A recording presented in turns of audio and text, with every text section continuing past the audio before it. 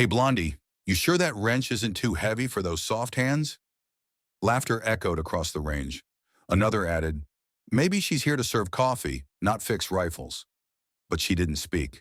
She didn't blink. She just reached for her sleeve and rolled it up. The range fell silent. The moment she rolled up her sleeve, and the room froze. The ink wasn't just a tattoo. It was a story, a warning. 3 names, 4 stars, 1 trident, and every operator in that room, even the one who mocked her, dropped their eyes because they realized the woman they humiliated wasn't just a gunsmith. She was the ghost of Edgewater, and she'd buried more friends than they'd ever made. Evelyn Carter never raised her voice. She didn't need to. On paper, she was just a civilian contractor stationed at Edgewater Base, tasked with weapons maintenance and diagnostics. But those who worked around her quickly realized something didn't add up. She didn't talk much, never joined group lunches or after-hours socials, didn't decorate her workstation, and she certainly didn't laugh at the crude jokes that passed for humor in the armory. While others chatted about sports or weekend plans, Evelyn focused on the way a bolt moved, how recoil patterns shifted over time, or how carbon built up in a chamber after repeated misfires. She was efficient, almost unnervingly so. Most contractors needed schematics, manuals, and sometimes 2 extra sets of hands to disassemble or calibrate the specialized rifles that came through the armory. Evelyn didn't. She'd lay out tools with surgical precision, examine each weapon like it was a puzzle she'd solved before, and fix malfunctions in a fraction of the time. She never explained how she knew which part was wearing faster. She never guessed. She always knew. Some whispered that she used to be a gunsmith for Navy units. Others thought she might be a savant, brilliant but odd. Most just called her ghost wrench behind her back. But what truly unsettled people was how she moved. Evelyn walked the base like someone still inside a war zone. Her eyes scanned exits out of habit. She never sat with her back to the door. Her steps were silent, deliberate, and always balanced. Even the way she reached for tools had rhythm, like every motion was practiced under pressure. At first, her coworkers brushed it off. Maybe she was just paranoid, maybe a little OCD. But then the combat instructors started noticing things. One morning, a Marine brought in a battered M9 and muttered something about it misfiring during drills. Evelyn took it, checked the breech, then without looking up said, "You were using blanks, dirty ones. That'll clog the extractor port every time." The Marine blinked. He hadn't mentioned blanks. No one had. She was right, of course. She was always right. The other armorer techs chalked it up to weird genius. The soldiers called her the mechanic. None of them asked where she came from. None of them knew that her calluses weren't from benches and benches alone. You couldn't fake the wear pattern on her palms. Edges smooth from fast roping, trigger finger calloused from thousands of pulls. You couldn't explain the faint scars around her knees, the kind you got from hours spent prone in gravel or sand. Her upper back bore a posture shaped by years of carrying a full tactical kit. But no one asked, and Evelyn never told. She lived in a small, one-room trailer just outside the base perimeter. No family photos, no friends. Just a cot, a duffel bag, and a rack of weapons that civilians weren't supposed to own. She ran the base perimeter every night. 3 miles, rain or shine. She never missed a day. Some thought she was obsessive. Others said she was just trying to stay fit.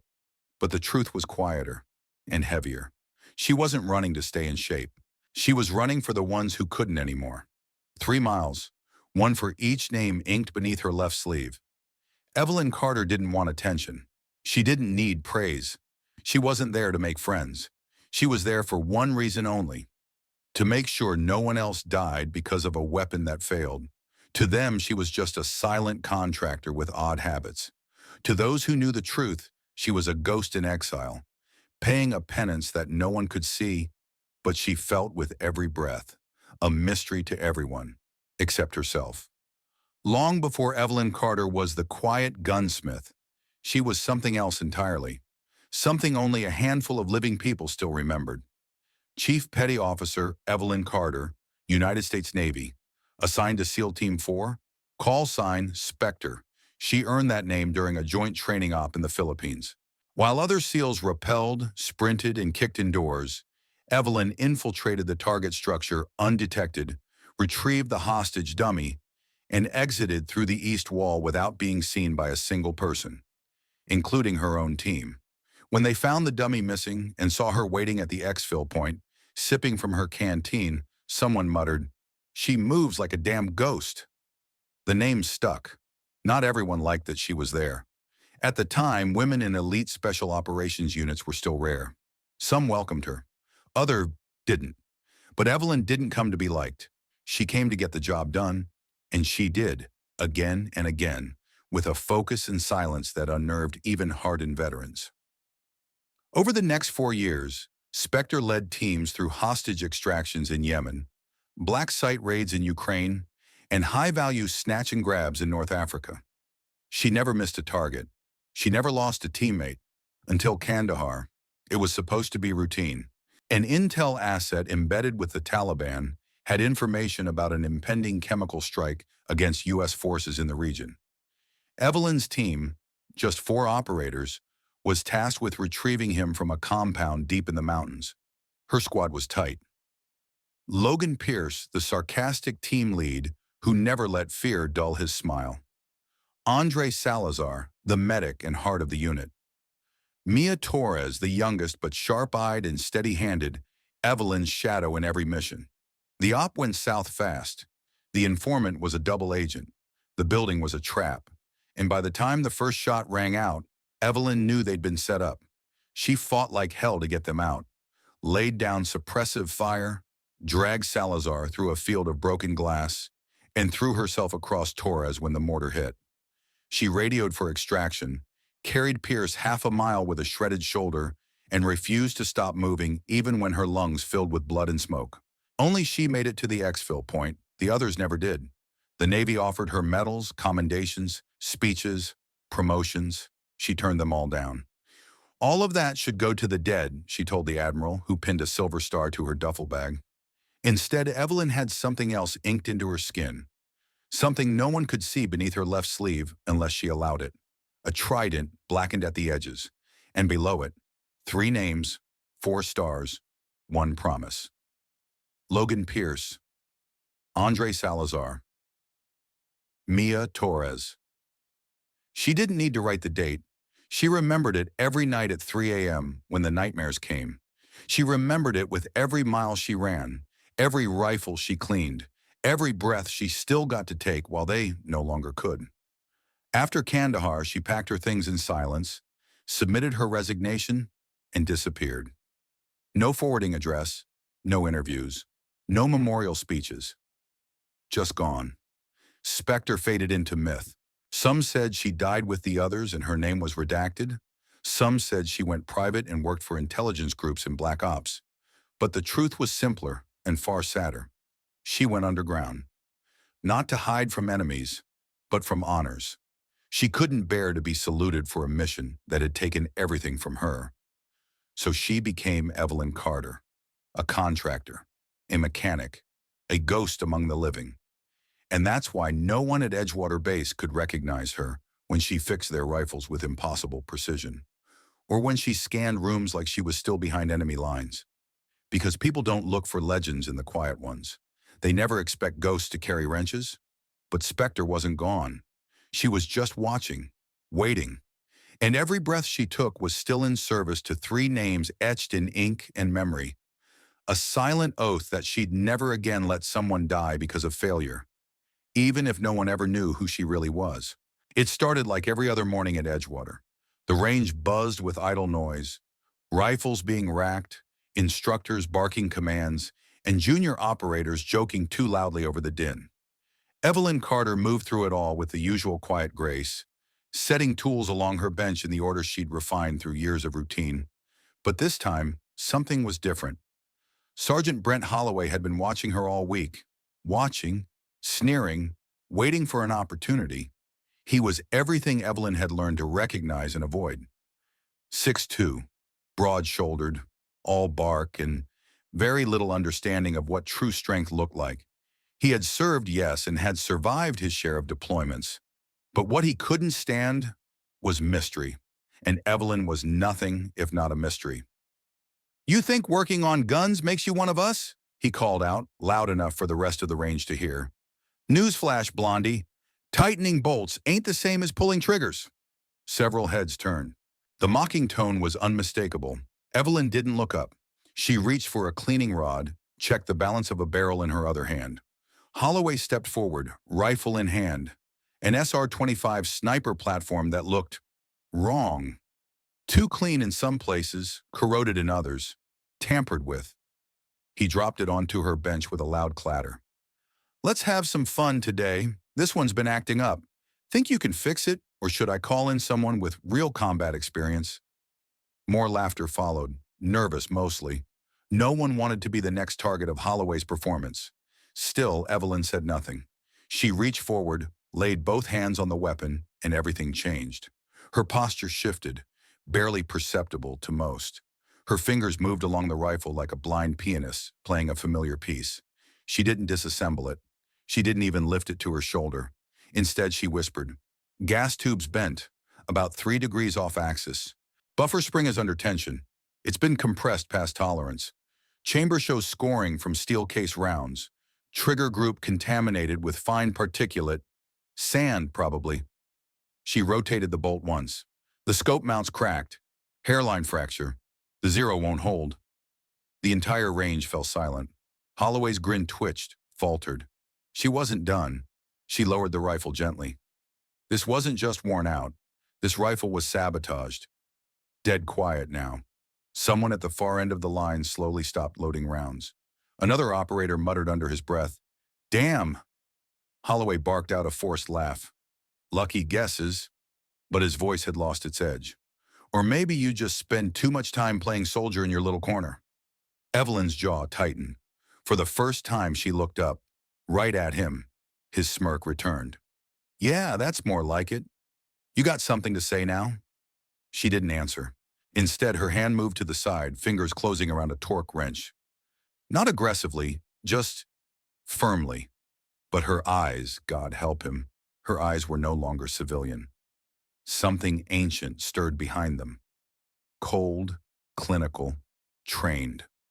Her breathing changed, slowed, measured. Her stance shifted half an inch.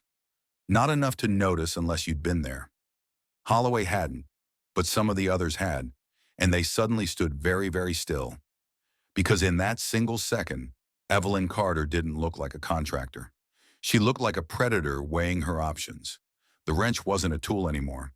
It was a weapon. She measured the angle. She could strike his temple, crush bone. He'd be unconscious in 2 seconds, maybe less. She knew exactly how much force it would take, how to make it look like an accident. And Holloway, instinctively, irrationally, took a step back, but she didn't move. Her grip tightened, and then loosened. She exhaled. And with that breath came a memory, like wind across the desert. "You're better than your worst day, Ghost." Logan's voice, Logan Pierce, her team leader, her brother in arms. He'd said it once in Syria, when she'd nearly killed a civilian who stumbled into a kill zone. His words had stopped her then. They stopped her now. She released the wrench. Her hand shook slightly, not with fear, but with the adrenaline of a strike aborted. She returned to the rifle. "Next time, Sergeant," she said quietly, "try to challenge someone who doesn't know your own weapon better than you do." It was the first time many had heard her speak. It hit harder than a raised voice ever could. Holloway opened his mouth, closed it again. There was nothing left to say. Evelyn picked up the scope, documented the stress marks, and continued as if nothing had happened. But everything had changed, because in those few seconds, the ghost stirred. Not just in her, but in the room. And every operator present realized something they would never forget. They hadn't just insulted a mechanic. They had woken something far more dangerous. Lieutenant Caleb Monroe had seen a lot during his time on base. He'd worked with elite teams, sat through high-clearance briefings, and observed operators who moved with the kind of muscle memory that only war could teach. But the quiet woman in the armory, the one who barely spoke, kept her head down, and ran the base perimeter every night, was different. Too different. He'd noticed the way she handled weapons, not like a technician, but like a surgeon. No hesitation, no wasted movement. She didn't consult manuals because she didn't need to. She recognized patterns, friction points, microscopic failures the moment she picked something up. That was the first red flag. The second came when he watched her, from a distance, react to a passing Black Hawk helicopter. Most civilians looked up. Evelyn Carter didn't. She flinched, just slightly, her shoulders tightening like someone bracing for incoming fire. And then there was the hand signal. During a particularly noisy afternoon on the range, Evelyn had gestured silently across the space to a fellow contractor, a compact, precise movement that spoke volumes. Monroe had frozen mid-step. That wasn't just hand movement.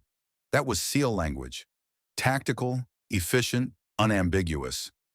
That was when the puzzle began to assemble in his mind. He returned to his office, shut the door, and logged into the secure terminal he rarely used. Monroe didn't want to jump to conclusions, but if he was right, then the woman everyone called Blondie, or the ghost mechanic, was someone else entirely. He typed the words slowly. Call sign, Spectre. The system hesitated, then spat back redacted files. Dozens of them. Every line of operational detail was blacked out. Locations, timestamps, mission objectives. But the call sign appeared repeatedly. And then, a photo. Grainy, partially blurred. But those eyes. He recognized those eyes. Spectre had served for 7 years. The first woman to complete the Crucible, a 72-hour solo survival ordeal designed to break even the toughest candidates. She'd passed with the highest score in recorded history. He scrolled further. SEAL Team 4, operations in Ukraine, Yemen, Somalia, Kandahar. Final mission, Operation Sandviper. Outcome, 3 KIA, 1 survivor. Survivor, Chief Evelyn Carter. He stopped breathing. She wasn't just a skilled gunsmith. She wasn't just not normal. She was a legend, and no one knew. Monroe stood slowly from his desk, numb, and headed for the range. When he arrived, the air was still tense from the incident earlier with Holloway. Evelyn was back at her bench, sleeves rolled down again, quiet as ever. But her silence no longer read as submission. It radiated control. Monroe moved closer, quietly observing her work. As she reached overhead to adjust a scope mount, her left sleeve rode up, just enough. There it was, a glimpse of black ink, a trident, 4 stars, 3 names. The hairs on Monroe's neck stood up. He had no doubt now. Monroe turned to Holloway, who had kept his distance since their last exchange. You knew, didn't you? Monroe asked, voice low but steady. Holloway looked up, startled. Knew what? Who she is? Holloway swallowed. I wasn't sure. Monroe stepped forward. But you suspected. A long pause. Finally, Holloway nodded. My cousin, Mia Torres. She served with a SEAL unit overseas. Used to write home about her squad leader. Said she was a machine. That her call sign was Spectre. Said if anything ever happened to her, it'd be because she followed her into hell and back. His voice cracked. I remember when she died. The letter that followed said 3 of them were lost. 1 survived. The report was classified, no name given. But when Carter showed up here, when I saw how she moved, how she looked at people, I thought maybe. You didn't want it to be her, Monroe finished for him. No, Holloway said softly, because if it was, then that means she lived, and Mia didn't. I needed someone to blame. He looked down at the dirt. So I chose her.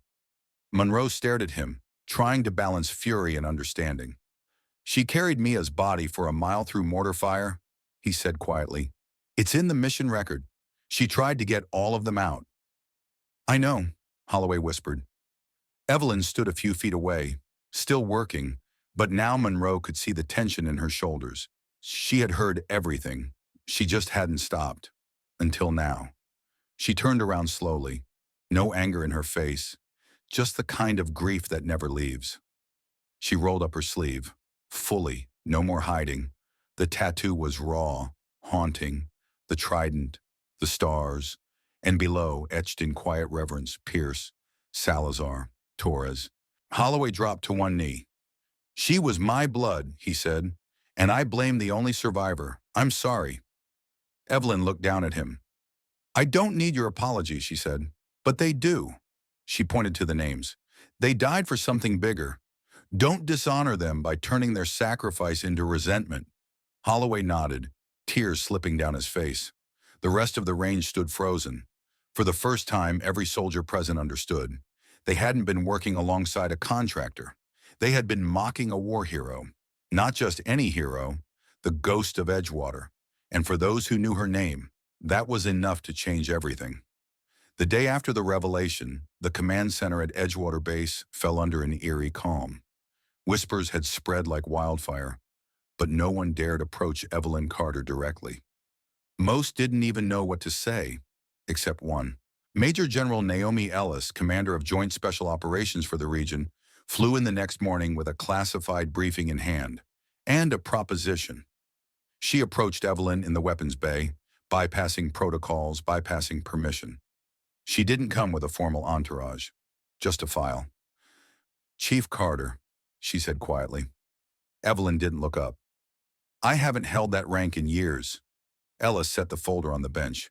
We're launching a pilot program, female special operations candidates. And we don't need a mascot. We need a mentor, someone who's walked through hell and come back without needing applause. Evelyn remained silent.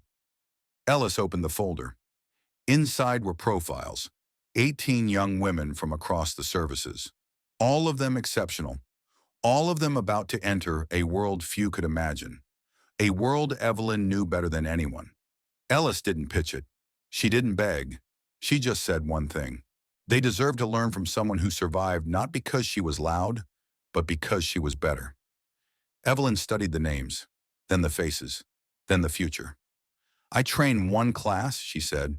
No cameras, no interviews. When it's over, I disappear. Ellis nodded.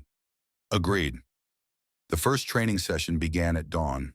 No speeches, no banners, just a wind-swept gravel lot, a faded building, and 19 candidates waiting in nervous silence. Evelyn Carter stepped out in nondescript fatigues, hair tied back, sleeves down. No rank, no insignia, just presence. Standing behind her, surprisingly, was Sergeant Brent Holloway. At Ellis's request and Evelyn's approval, he had volunteered to assist with logistics. But more importantly, he came to observe, to learn. He stayed at the back of the room, eyes open, mouth shut. Evelyn's voice carried softly, yet cut through the morning haze. Your enemy won't care about your gender. Bullets don't discriminate. Neither will I. She didn't teach from theory. She taught from failure. She didn't share glory. She shared scars. When one candidate froze during a stress drill, Evelyn pulled her aside and recounted a story from Mosul, how she'd made the same mistake and nearly cost a teammate his life. She didn't scold. She taught. She demonstrated how leverage beat brute force, how to read a room before stepping into it, how to choose silence over bravado, how to build strength that didn't show off, but showed up. During night ops simulation, when a trainee tripped in the dark, Evelyn didn't snap. She simply said, again, and again, and again, until muscle memory replaced fear. The candidates didn't adore her. They revered her, even when they didn't understand her. Holloway, meanwhile, changed too, from doubter to disciple. He watched how Evelyn moved, how she built not just warriors, but women who understood war's cost. He saw the way she walked beside them, not in front. One night, as the candidates slept, Holloway approached her beside the fire pit. You could have led whole battalions, he said. Why stay in the shadows? Evelyn stared into the flames. Because the dead don't care about medals, and the living don't always deserve them. 6 months passed. 18 women graduated. 2 dropped out, but not in disgrace. Evelyn had helped them realize their strengths lay elsewhere, and they thanked her for it. The graduation was quiet.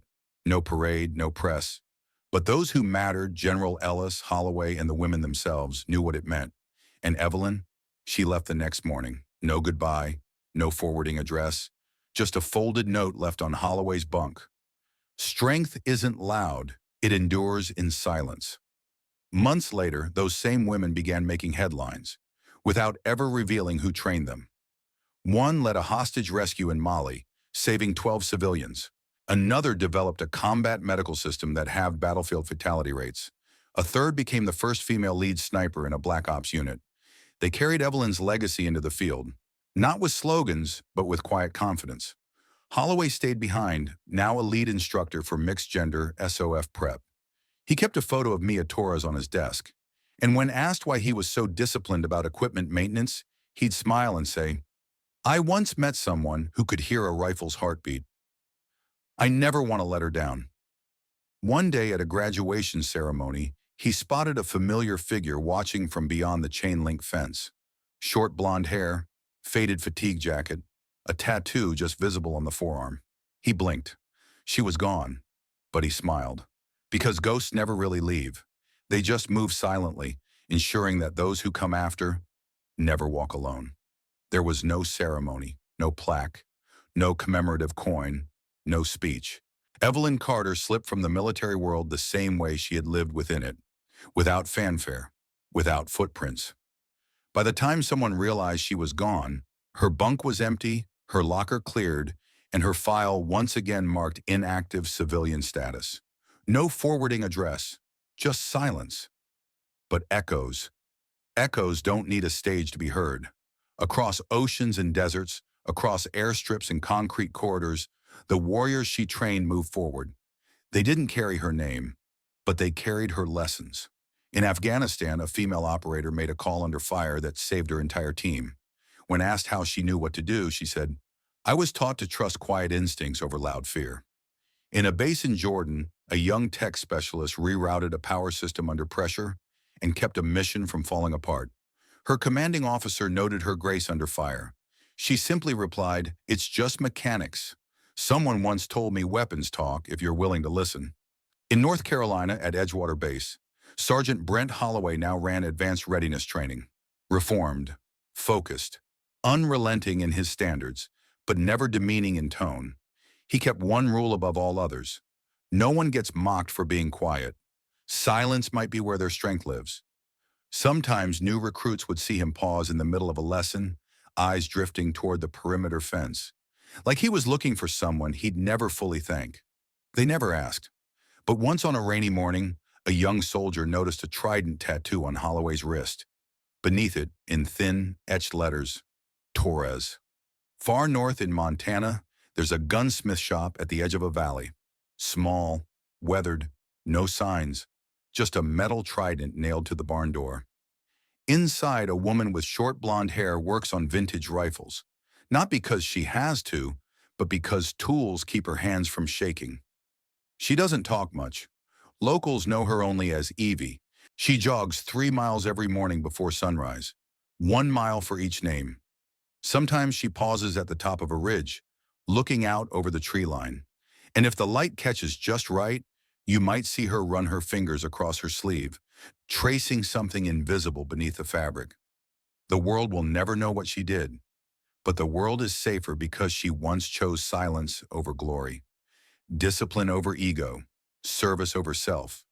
She will not be remembered with parades, but in the hearts of those who watched her work, who followed her lead, who carry her lessons forward. She is legend, because some heroes don't want statues. They just want to make sure no one falls the way their friends did. And so they become ghosts, not to be feared, but to remind us real strength endures. Not in noise, but in the quiet between heartbeats. And maybe the story of Evelyn Carter isn't just about a ghost on a battlefield. Maybe it's about something much closer to home. In today's world, where loud voices often drown out quiet integrity, her story reminds us of a simple truth. You don't have to be seen to make a difference. Whether you're a retired veteran, a working mom, a grandfather teaching values to the next generation, or just someone quietly doing the right thing when no one is watching, there is honor in restraint and power in humility. Too often, we overlook people because they don't look the part. We judge on appearances, on titles, on noise. But as Evelyn showed, real strength doesn't demand attention. It endures, protects, and leads silently. And that leads us to a question we'd love to hear your thoughts on. Have you ever misjudged someone? only to realize later that they were far more than you imagined? Or perhaps, have you ever been the one underestimated, overlooked, but you kept going anyway? Share your story in the comments. You never know who you might inspire. And if Evelyn's journey moved you, if it made you think of someone you respect who never got the recognition they deserved, tag their name below. Tell us what makes them great. Give them their moment. Quiet heroes deserve to be remembered too. If this story meant something to you, we'd be honored if you'd give it a like and consider subscribing to our channel. It helps us bring more true stories of courage, sacrifice, and quiet strength to people who need to hear them. Thank you for spending your time with us today. And to every ghost still walking among us, veterans, protectors, mentors, parents, we see you, we honor you, and we will never forget what you carry, even in silence.